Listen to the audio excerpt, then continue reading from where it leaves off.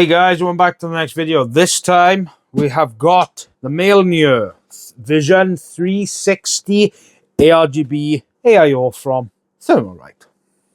Well then, look at what we've got right here. This is the Mjolnir Vision 360 ARGB white Aio from Thermalright. This is brand new, it hasn't long come out, so let's get this open, shall we? I'm very excited to see this in person because this has a 3.5 inch screen, so it's bigger than the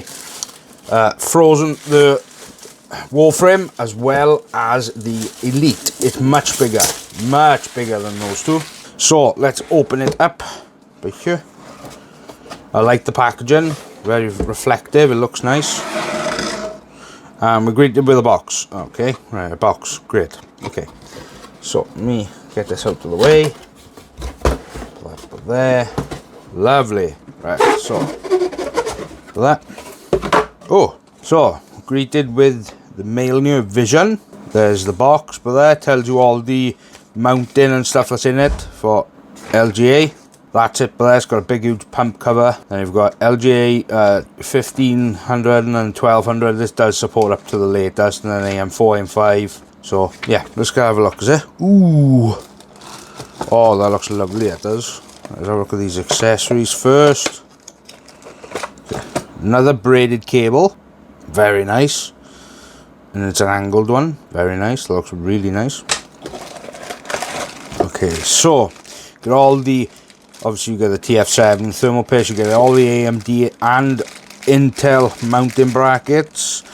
I do prefer Thermalright's mounting brackets because they do take out the AM4 or the AM5 standard bracket, so at least then you wouldn't have to worry.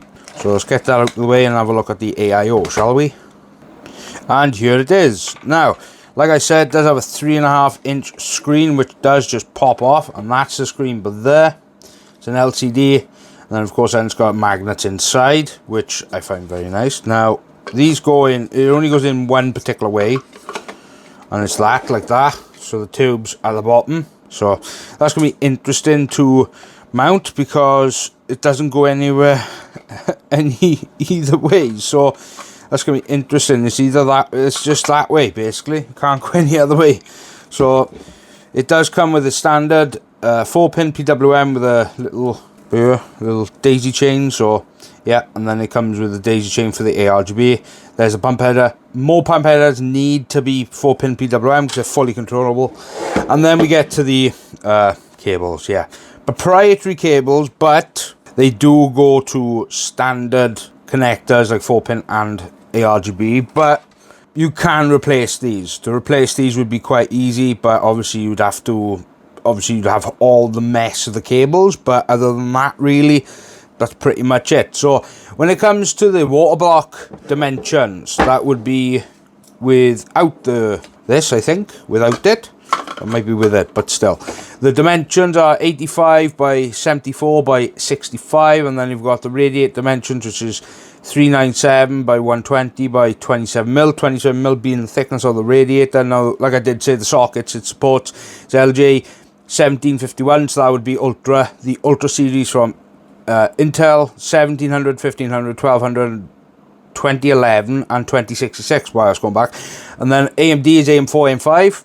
And then of course then when it comes to the overall fan dimensions, it's 120 by 120 by 25, which is the overall thickness.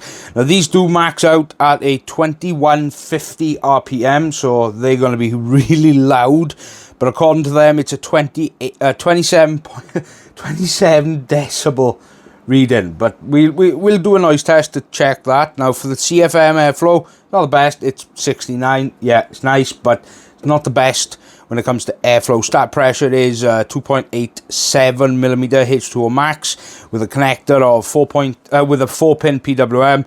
The bearing type is an FDB bearing, and then of course then it's got RGB included. So now the screen is, like I said, it is a 3.5 inch LCD display, which obviously I've done many software videos with the other ones. The software on this is very easy to use. It's simple and quite honestly, I like that it's a bigger screen. I like the screens, but that's just me.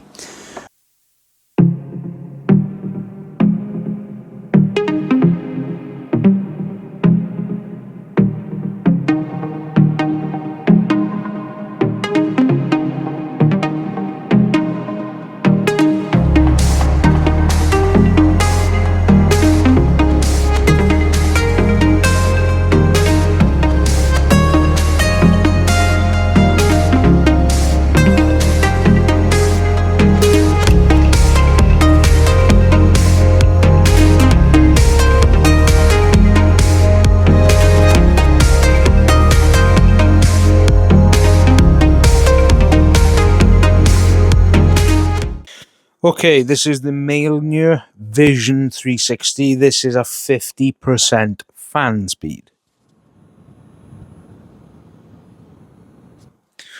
Barely noticeable at 50%. Same thing, but 100% fan speed.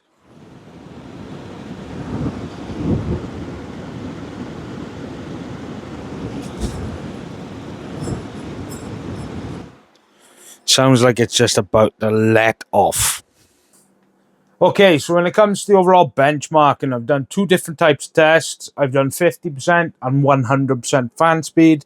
Now, my normal run of tests, but this time it is with my AM5 system, which is a AMD Ryzen 9 7900. It's got 32 gigs of DDR5. It's got a B650 motherboard, an RX 7800 XT graphics card with an 850 watt platinum power supply. That's the system specs. Now, at the time of testing, the room was very, very cold because we had a cold snap here in Wales. So the room temp was 10 Celsius, but did go up by 3 degrees, so 13 degrees. So CPU power during the run for 50% fan speed. The CPU did go up to 160 watts, but did come down to 149 watts. The clock speeds were 5.5 megahertz. And the lows were 5 megahertz. So 500 megahertz difference, yeah, that's not really much to moan about because that's like well above base clock. So you aren't going to worry there. So for Cinebench 23, idles 35 with a max of 88. Blender Pavilion, idles 35 with a max of 86. Blender Classroom, idles 35 with a max of 84. And 3D Mark CPU test, idles 35 with a max of 75 Celsius. Now, the other testing. This time is with 100% fan speed. Now, the CPU power did go up. This time, instead of 160, it did go up by 165 watts, and the low was 159. The CPU clocks, they were high at 5.5 megahertz, but did actually have a better low. It was at 5.1 megahertz, so it was 100 megahertz higher, but that's due to the fact that the fans were running at 100%, so there was a lot better thermal output. So for Cinebench 23, the idles were 34 with a max of 84. That's a hell of a difference. Blender Pavilion, idle 34 with a max of 83. Blender Classroom, idle 34 with a max of 80. And 3D Mark CPU test, idle 34 with a max of 67 Celsius. So what I'm going to do right by here is put up a graph, my 360s that I've tested, so you guys can get a good indicator on which one is actually better for the thermal output, and of course, which one is actually better. Hey guys, what do you think? Now, I hope you at least enjoyed parts of the video, or at least watch it. I'm getting a lot of comments lately of people asking me certain questions, and I'm like, did you even watch the video? Are you just kidding me, or do you want me to give you the answer? If you're gonna, look, if you're looking for this specific product, please watch the video. I do put a lot of effort into it. I try to give you as much information as possible. No, I don't have the software on this video. It's because I did it thoroughly in the previous Elite Vision and the Frozen Warframe, because it's based on the same software, the exact same software. It's got the same connectors. So that's why I haven't included it, because at the end of the day, this is just a bigger screen. It's a 3.5-inch screen, but it's just bigger than the previous ones I've looked at. Now, I like the screen. It's 3.5 inches. I'm currently using it in my test bed, in my main system, the one I use for editing. So it's going to stay there for the foreseeable future until I can get a different one. But yeah, I like the fans. Like I said in the Elite Vision. They're the same fans that they use in the Elite and in this one. They're very good quality fans, fantastic, good quality bearings, the blades, the overall design, very high quality fans. Now, I'm going to mention the cables because the last time I did this, someone did comment down below saying, would you stop moaning and whinging? Corsair and Lee have their own proprietary cables. They aren't the only ones to do it. Well, yeah. That's up to you. If you want to go buy Corsair and Lee, that's completely up to you. But obviously you are paying a major premium for that fact that they have to put a load of money and R&D into those connectors, then obviously charge a stupid amount of money for. You wish to go buy those, that's completely up to you. You go ahead. But this isn't Corsair, this isn't Lee, this is Thermalright. They're known to be the budget king for CPU coolers, AIOs, even fans. They're known to be the budget king. So when this brand that I've covered, this is the brand that I've covered the most on WELSHYTECH. So I know this brand, I know how their coolers work, and I'm sorry, but it's the last one before this and this one now, I've seen them going down the proprietary route.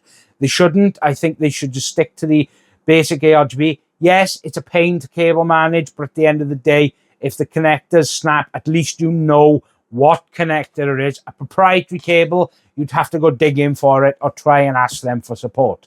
If they're not willing to help you, which I don't actually know because I've never done customer support with Thermalright, so I wouldn't know. But just saying, if they can't help you or this specific one's out of stock, you have to find that cable on Amazon or online, it might take you a while to get it. So at the end of the day, you're spending money, you shouldn't have to worry about a proprietary cable. That's the last bit I'm going to mention about proprietary cables. Now, it performed well for AM5. I like the overall look, the fans, the overall screen. It is a lot bigger than the previous ones, a whole inch bigger.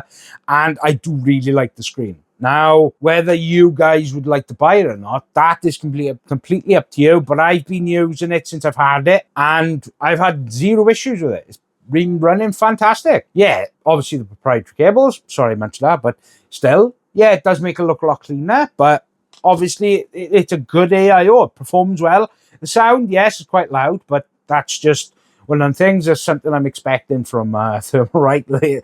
To be honest with you, I've reviewed so many products of theirs, and majority of them are just stupid loud. They sound like jet engines. But other than that, it's a fantastic cooler for the price.